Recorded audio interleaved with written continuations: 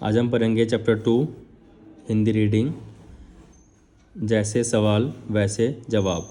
जो ए की मात्रा ऊपर है इसलिए सौ आ की मात्रा जैसा, बो ए की मात्रा बैस व वैसा।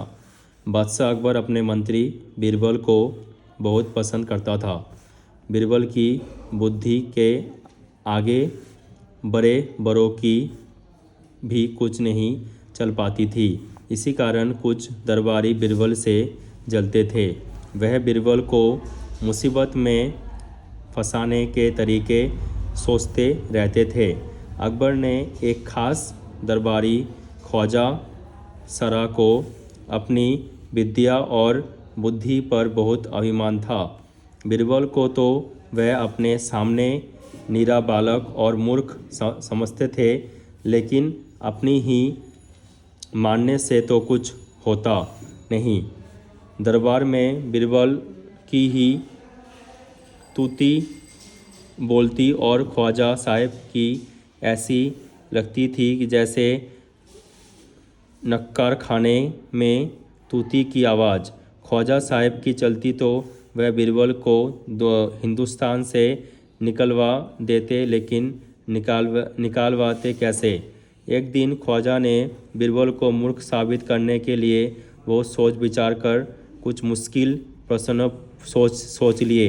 उन्हें विश्वास था कि बादशाह के उन प्रश्नों को सुनकर बीरबल के छक्के छूट जाएंगे और वह लाख कोशिश करने भी संतोषजनक उत्तर नहीं दे पाएंगे। फिर बादशाह मान लेगा कि ख्वाजा सरा के आगे बीरबल कुछ नहीं है।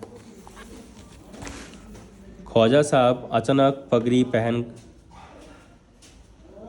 पहनकर दाढ़ी सहलाते हुए अकबर के पास पहुँचे और वह सिर झुकाकर बोले, बीरबल बड़ा बुद्धिमान बनता है। अब भी उसकी लंबी चौड़ी बातों के धोखे में आ जाते हैं। मैं चाहता हूँ कि आप मेरे 3 सवालों के जवाब पूछकर उसके दिमाग की गहराई नाप लें। उसे उस नकली अकल, बहादुर और अलाई खुल जाएगी। ख्वाजा के अनुरोध कारण पर अकबर ने बीरबल को बुलाया और उसने कहा, बीरबल, परम ज्ञानी ख्वाजा साहब तुमसे 3 प्रश्न पूछना चाहते हैं।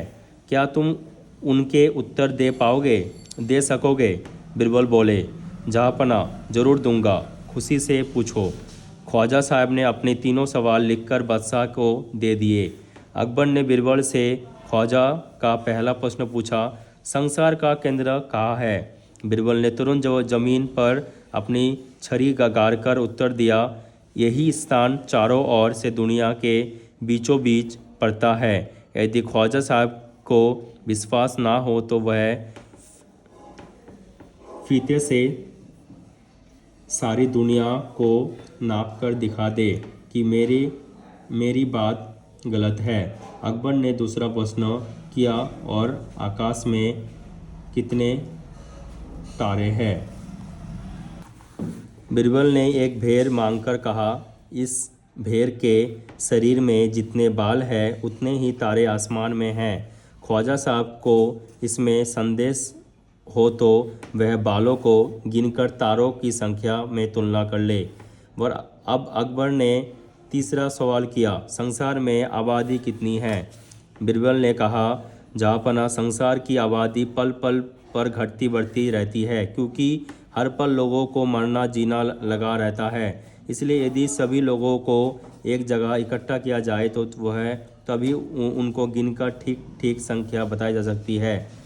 बादशाह ने बीरबल के उत्तरों से संतुष्ट हो गया, लेकिन ख्वाजा साहब नाक भौं सिकोड़कर बोले, ऐसे गोलमोल जवाब से काम नहीं चलेगा जनाब।